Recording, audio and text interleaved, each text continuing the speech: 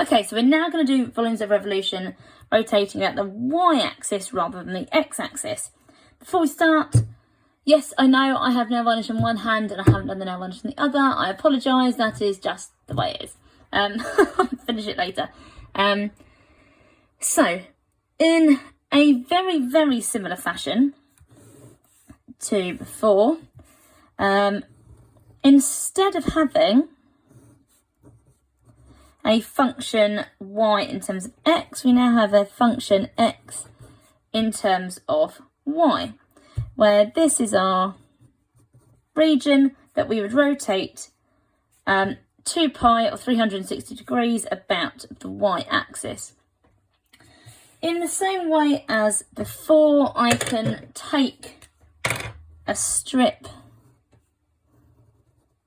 in this area that has a change in y and has a width x, and obviously if I'm rotating it round, instead of having pi of y squared times by the width of x, because this is our the height of our cylinder and this is the radius of our cylinder. If I were to rotate it round,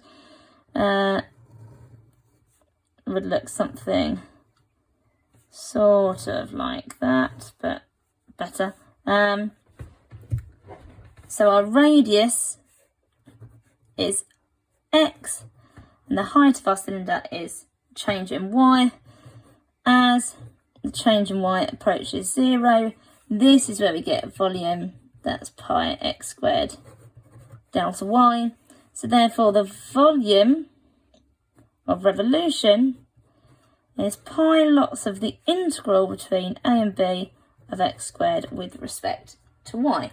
So it's exactly the same, it's just that our a and our b are points on the y-axis rather than points on the x-axis. That is genuinely the only difference in this case. So that's why we're only doing one example. That's example 2, because technically it's on the same PowerPoint as the other one. So the diagram here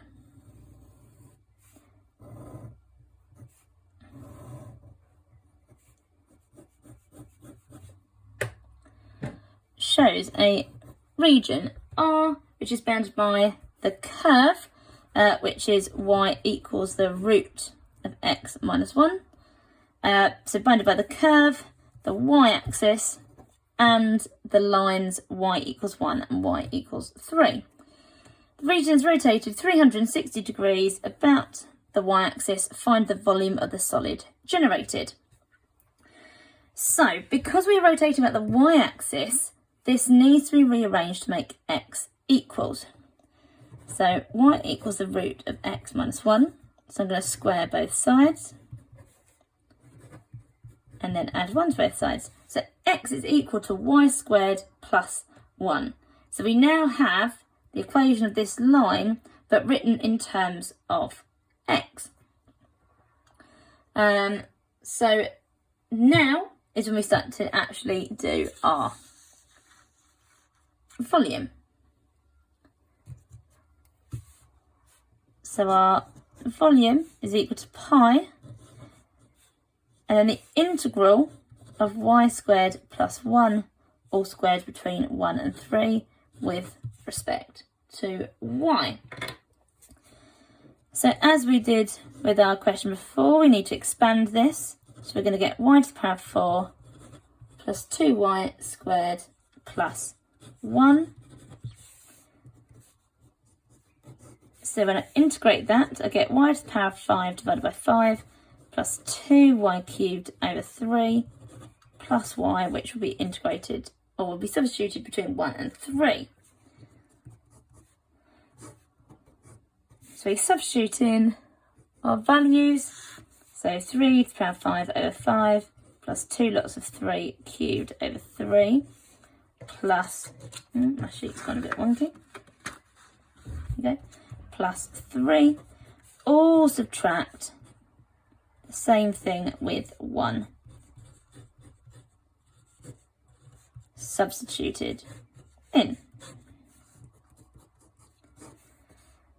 So in this bracket, we're going to get 243 over 5 plus 18 plus 3. And we're going to subtract 1/5 plus 2/3 plus 1. So this bracket is 348 over 5.